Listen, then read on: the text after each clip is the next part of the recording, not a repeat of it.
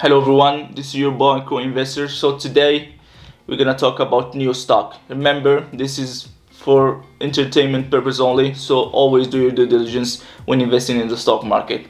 But before we get into Nio Stock, let's talk about this mug. Beautiful mug, right? It's written in Norwegian, but it means you are not too old and it's not too late. So that speaks basically to all of us old people. No, I'm not old, I'm 31 years old. But let's get into the main thing you guys came for, so Nio Stock. But before getting into Nio Stock, I just want to clarify that here in Norway we have been speeding up the process to getting into electric vehicles. Even the states or the government have some laws that says that by 2025 we should have all the new cars electric, and we have seen an increase year over year. From 2014 to 2019, it has been an increase of 574% of electric vehicles in Norway. So it's really huge market for Nio. And the most important thing is that when you research here in Norway, like what is the cars that are mostly likable, or what people search for most here in Norway, you see that there is station wagons. I guess the first place, and there is SUVs. Even though I don't see that much SUVs here, so I don't understand the statistics behind that. But I saw that SUVs are taking second place, and of course sedans has the third place. So there is a market for SUVs and for Nio specifically here in Norway. So now we're gonna go into options and we're gonna talk about the price target of $60. So let's see. Let's start recording here. Yes. So when we get to Nio, let's check the options and the strike prices here. Yes, options. Yeah, so I've just noticed that the $60 strike price has a lot of volume. It's 16,000 volume, and then in open interest of 11,000. It's a really good thing. So that means that maybe Nio will get to $60 this week. They had really huge deliveries. If you guys haven't heard, they had 7,007 deliveries this month of December, so that's really huge. That's up 120% year over year. So this strike price is $60. They have a volume 16,000, but if you pay attention to the $55 target or strike price, you see that the volume is more, right? It's 23,600. Why? Because Nio has already gotten to the $55 range, right? So there is a kind of resistance there. So that's probably why $55 has 23,600. How do I see it going into this week? I think it's gonna get to $60. Of course, you will never know for sure, but $60 is a good range, and I think it's doable. But when it comes to $80, let's for example say $80 strike has 3,500 volume, so it's not that much volume. Open interest of 4,634. I don't see that coming now. But the $60 range, it's pretty doable with those huge deliveries and them coming into Norway. I'm pretty positive that.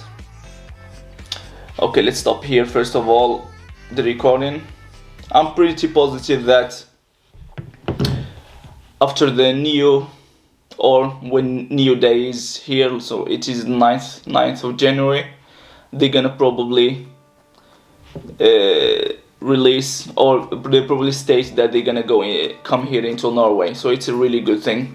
I see a huge upside for the car here in Norway, especially with the battery swap technology. I love it. I don't know why Tesla didn't give it more chances or another chance, but battery swaps is a huge deal for me, specifically here in Norway, in my opinion, of course, because I feel like everyone here in Norway, when we go or almost everyone, I'm not talking about everyone, but almost everyone, when we go buy a new phone today, you can have like just monthly payments. You buy your phone, and basically you can change every 1 to 2 years.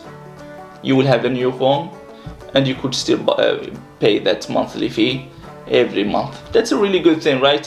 When it comes to vehicles, you don't need the battery now. It doesn't, and you wouldn't affect the car, so there is no depreciation. You just buy the actual car, and when you want to sell, you just sell it without the battery, and they can lease the battery as well. And of course, let's say for example you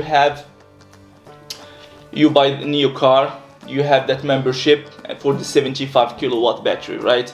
Because I'm just like going around here in Oslo, and someday I'm thinking, okay, I need to go for a trip or something. Then I can just get that 100 kilowatt battery, pay that month a little bit more, and when I get back from the vacation or the road trip, I can change it back to 75. So there is a lot of flexibility there, and I love it. So now so now we can go into maybe other details when it comes to Norway. I don't know if you have some information about Norway as a country and when it comes to electric cars, etc. So we're gonna check it out now. Just like show you guys some interesting facts. Let's see. Okay, first one.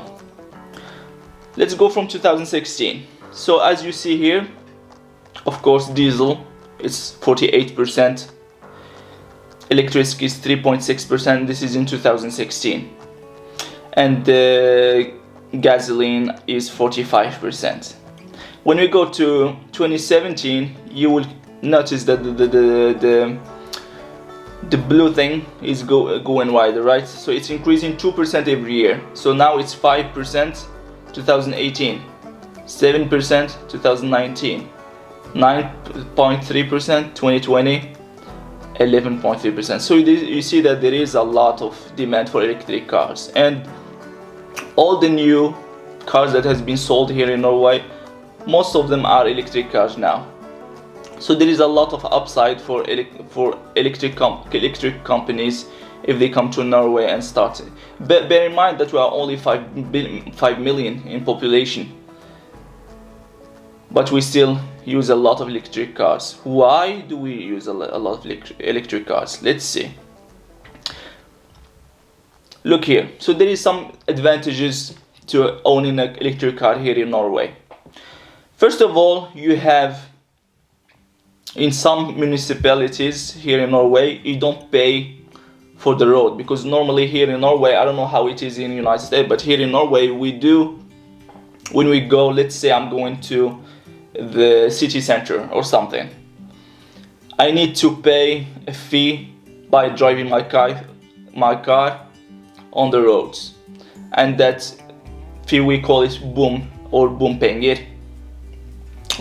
But electric cars, they don't pay anything. That's the first thing. Second, they have an either free or reduced price on, when you see the second point here B, they have free or reduced price on when taking the boats, because we have a lot of boats that go like as a transport. C, tilgang til kollektivfelt, which means that when we drive on the highway, for example, we have a lane that is made for public transport, right? And electric cars, they can use it, so traffic it's not annoying anymore, right? It's really helpful. And the last point is gratis parkering, which means that you have free parking, so you can park wherever you want, basically free. So we can get into other information here, might be relevant to you guys. Here you see nye personbiler og lettvarebil skal være nytt. Which means all the new private cars, owned cars, and lettvarebiler and vans should have like zero emissions by 2025. You see, and all new Nio BBC, which means all the new buses that circulates in the city should be zero emissions or use biogas in 2025, and by 2030 all the heavy stuff should be basically, every year they're trying to reduce ICE vehicles and trying to introduce more electric vehicles. That's a really good thing. So what do you think about, or what do I think about Nio and the price range now? Now it's $48, right? The thing is, I'm pretty positive that $48, it's because of the delisting of Chinese companies. What do I think about it? The China, I don't think they're gonna delist them. Still they have 3 years to comply, first of all, and second, China and United States, they are becoming like those old couples who start like fighting each other every time, but they are always dependent on each other. So I think they depend on each other at the end of the day. So they will need each other. When the things settles down, I'm pretty sure that Nio Stock will go over $60. But of course, this is always advice only. Do your due diligence, see if you can invest in the company. If you believe in the company, do it. So my next video would be about Alibaba stock. So stay tuned, hit that subscribe button, hit that notification button, and see you next time. Go out.